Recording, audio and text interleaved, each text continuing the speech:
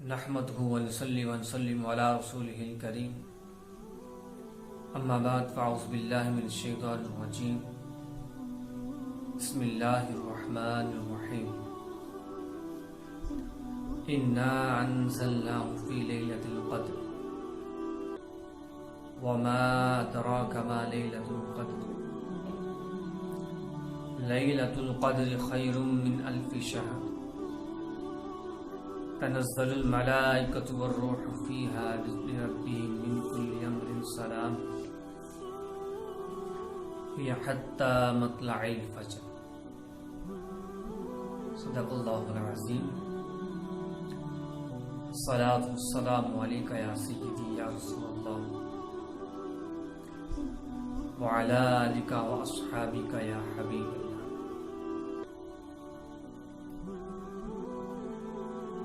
محتشم سامعین و حضرات، اللہ رب العزت نے حضور صلی اللہ علیہ وسلم کی امت پر بہت سارے انعام و اکرامات فرمائے. ان میں سے ایک انعام اللہ رب العزت نے حضور صلی اللہ علیہ وسلم کی امت پر یہ بھی فرمایا کہ اس امت مسلمہ صلی اللہ علیہ وسلم کو لیلۃ القدر جیسی رات عطا کی، شب قدر جیسی رات. اللہ رب العزت نے اس رات کی شان کو بیان کرتے ارشاد فرمایا انا انزلناہ فی لیلۃ القدر، بے شک ہم نے قرآن کو لیلۃ القدر کے اندر نازل فرمایا. اس رات کی فضیلت یہ ہے، اس رات کے اندر قرآن کا نزول ہوا، اللہ تعالیٰ کے کلام کا نزول ہوا، کہ اس کی فضیلت کو بیان کیا. انا انزلناہ فی لیلۃ القدر، فرمایا یہ کوئی عام رات نہیں ہے، یہ وہ رات ہے جس رات کے اندر اللہ رب العزت نے اپنے کلام کو، قرآن کو نازل فرمایا. اور امام علامہ قرطبی رحمۃ اللہ علیہ اس کی بہت خوبصورت وضاحت کرتے ارشاد فرماتے ہیں اس کو قدر اس لیے کہا جاتا ہے، اس رات میں بہت بڑی قدر و منزلت والی کتاب، بڑی قدر و منزلت والے رسول صلی اللہ علیہ وسلم پر اور بڑی قدر و منزلت والی امت کے لیے نازل ہوئی، اس لیے اس کو بھی قدر کہا جاتا ہے. اور شب کو قدر کہنے کی وجہ قاضی ثناء اللہ پانی پتی رحمۃ اللہ علیہ نے جو نقل کی وہ اس لیے نقل کرتے فرماتے ہیں کہ اس رات میں جو اعمال کیے جاتے ہیں، جو انسان نیک اعمال کرتا ہے، اس کی بہت بڑی قدر و منزلت اللہ کے ہاں بہت زیادہ ہے، اس لیے اس کو قدر کہا جاتا ہے. اور یہ بھی بیان کیا گیا کہ اس کو قدر اس لیے کہا جاتا ہے کہ اس رات کی جو عظمت ہے تمام راتوں سے اعلیٰ ہے، اس لیے اس کو لیلۃ القدر کہا جاتا ہے. اس کی عظمت، اس کی عظمت و شرف کا اندازہ جو ہے وہ کوئی لگا نہیں سکتا، اس لیے اس کو قدر کہا جاتا ہے. آگے یہ ارشاد فرمایا اللہ رب العزت نے انا انزلناہ فی لیلۃ القدر، ہم نے قرآن کو لیلۃ القدر میں نازل فرمایا. اور آگے کچھ سوال کیا وما ادراک ما لیلۃ القدر، تم کیا جانو لیلۃ القدر کیا چیز ہے، اس کی عظمت و شان کیا ہے. اب یہ تو ارشاد فرمایا ہم نے لیلۃ القدر کے اندر قرآن کو نازل کیا، اب آگے سوال خود کیا وما ادراک ما لیلۃ القدر، لیلۃ القدر کیا چیز ہے، اس کی عظمت و شان تم کیا جانو. خود اس سوال کیا آگے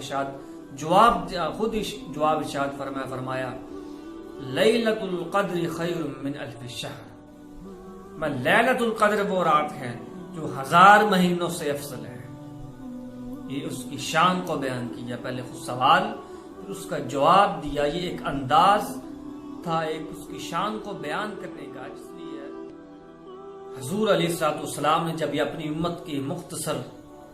عمروں کو دیکھا تو آقا علیہ السلام کے قلب اطہر کے اندر یہ خیال آیا کہ یہ پہلے جو امتیں تھیں وہ تو طویل عمریں اتنی ہوتی تھی، میری امت کی جو عمریں ہیں وہ مختصر عمریں ہیں، وہ اتنے اعمال صالح نہ کر سکیں گے جتنی پہلے امتوں نے طویل عمروں کے اندر اعمال صالح کیے. جب آقا علیہ السلام کو یہ خیال آیا، یہ گمان گزرا، تو جبریل علیہ السلام اللہ رب العزت کے حکم سے آقا علیہ السلام کی خدمت میں حاضر ہو گئے اور آ کے عرض کرتے ہیں یا رسول اللہ صلی اللہ علیہ وسلم، اللہ نے آپ کو لیلۃ القدر عطا.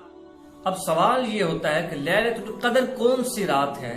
جس کی یہ فضیلت بیان ہوئی جو 1000 مہینوں سے افضل و اعلیٰ ہے.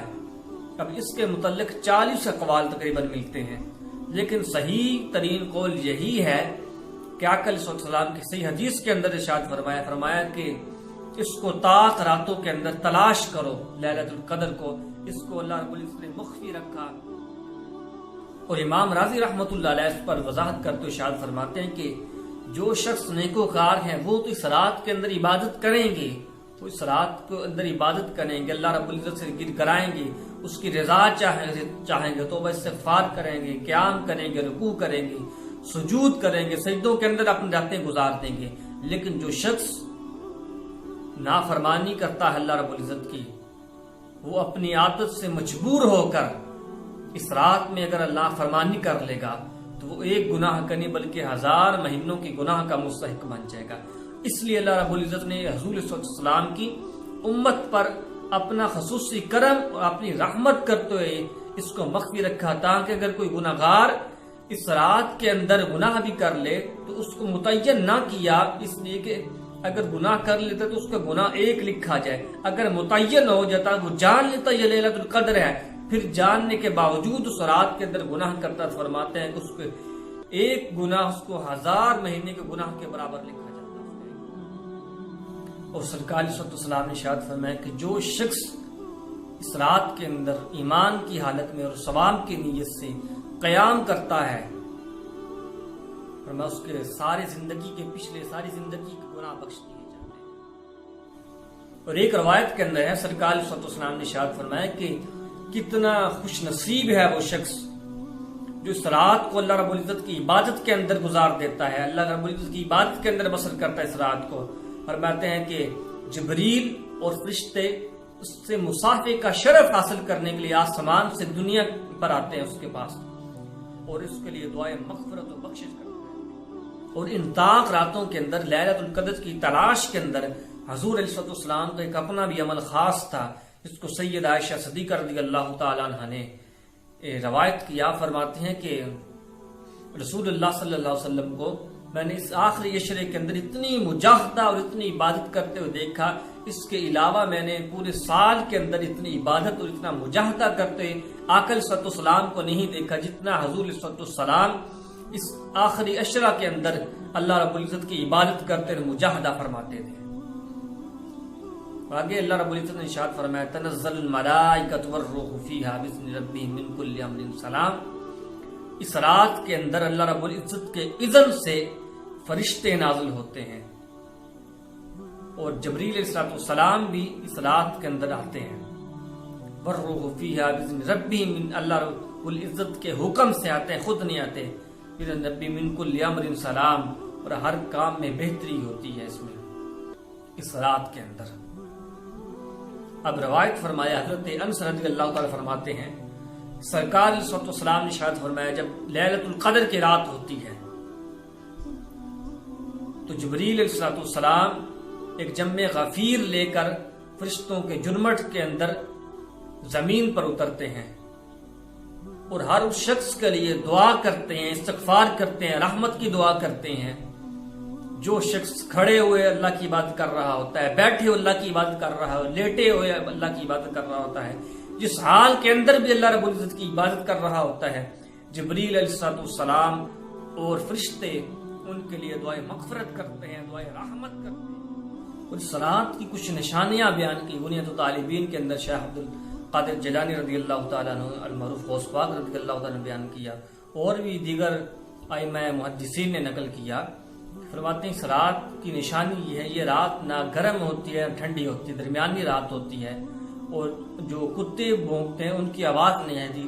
کتوں بھونکنے کی آواز نہیں آتی، اس رات کتے نہیں بھونکتے. اور دوسرا جب اس کی جو فجر ہوتی ہے، اس رات کے آگے جو صبح طلوع ہوتی ہے، اس میں جو سورج جب طلوع ہوتا ہے اس کی شعائیں نظر نہیں آتی، یہ اس کی نشانی. اللہ رب العزت نے ارشاد فرمایا سلام ہی طامت الفجر، یہ رات سراسر سلامتی ہے یہاں تک کہ فجر طلوع ہو جائے. یہ رات شیطان کے شر سے عابدین جو ہے عبادت کرتے ہیں وہ محفوظ رہتے ہیں. اس رات میں صرف سلامتی ہی سلامتی. سید عائشہ صدیقہ رضی اللہ تعالیٰ عنہ نے حضور صلی اللہ علیہ وسلم سے عرض کی یا رسول اللہ صلی اللہ علیہ وسلم اگر کسی شخص کو یہ رات نصیب ہو جائے تو وہ کیا کرے، وہ کون سی دعا مانگے؟ تو آقا علیہ الصلوۃ والسلام نے فرمایا وہ یہ دعا مانگے، اللہم انک عفو تحب العفو فاعف عنی، یہ دعا مانگے۔ یہ سرکار صلی اللہ علیہ وسلم نے خصوصی دعا عطا کی، اور جو اہل نظر ہوتے ہیں ان کو تو خاص اس رات کا پتہ چل جاتا ہے کہ ہر طرف ہر جو بھی چیز ہوتی ہے اس رات میں سجدے کے اندر گر جاتی ہے، اور ہر طرف سے نور ہی نور چمکتا ہے۔ یہ خاص جو اللہ کے خاص بندے ہوتے ہیں، جو اولیاء کرام ہوتے ہیں، ان کو یہ چیز سب واضح نظر آ جاتی ہے، لیکن عام انسانوں کو تو لہذا چاہیے یہ کہ اس رات کی تلاش کرنی چاہیے ہر شخص کو۔ یہ اللہ رب العزت کا بہت کرم ہے کہ اس نے ایک بار پھر زندگی کے اندر ہمیں رمضان عطا کیا۔ کیا پتہ اگلے سال ہمیں یہ نصیب ہو یا نہ ہو۔ کتنے ہی لوگ ایسے ہیں جو پچھلی بار رمضان میں ہمارے ساتھ لیکن آج دنیا سے چلے جا چکے ہیں۔ اس لیے رمضان کی آخری جو طاق راتے ہیں اس کو جا کے اللہ رب العزت کی یاد میں بسر کریں، لیلۃ القدر کی تلاش کریں، اپنے گناہوں کی معافی مانگیں، اللہ رب العزت سے اپنی نیک حاجات مانگے۔ اللہ رب العزت سب کا حامی و ناصر ہو۔ وما علینا